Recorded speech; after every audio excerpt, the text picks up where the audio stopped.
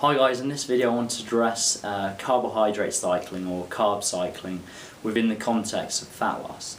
This seems to have for some reason been given this kind of magic formula, the ultimate goal to success for fat loss, but in my opinion it's almost like a illusion of complexity. It really kind of almost goes around the point of what you're trying to achieve. Don't get me wrong, you can achieve results by using carbohydrate cycling. However, in my opinion, it just makes the process much more complex than it needs to be.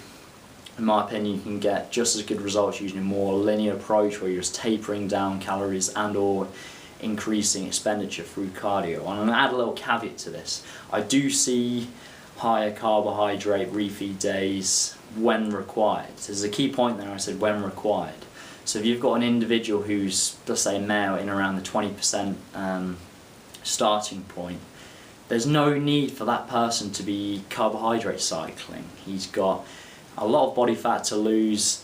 He's not really going to require a higher carbohydrate refeed day until maybe he's under 10% body fat. If his goals aren't to get to 10% body fat, he may not even need one. It's important to note that the goal of carbohydrate cycling is almost trying to stall the negative effects of dieting. So one, kind of decrease in hormones like leptin, just general metabolic rate. However, it depends on the concept, depends on the individual. If you've got an individual who's under 10% body fat, and maybe a much more useful tool, however, someone with considerably more body fat, it just makes the process more complicated than it needs to be.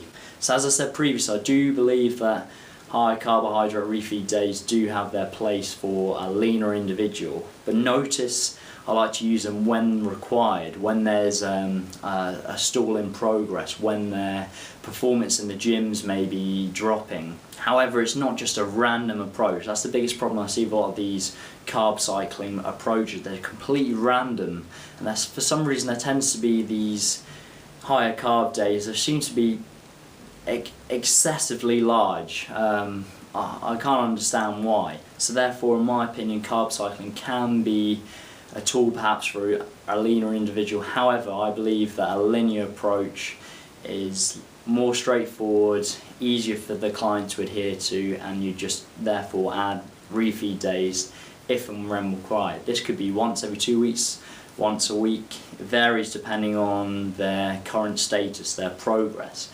Whereas, like I mentioned, the carb cycling model just seems to be very random. It's not tailored to the individual. Hope you enjoyed the video. Have a good day. Thank you very much.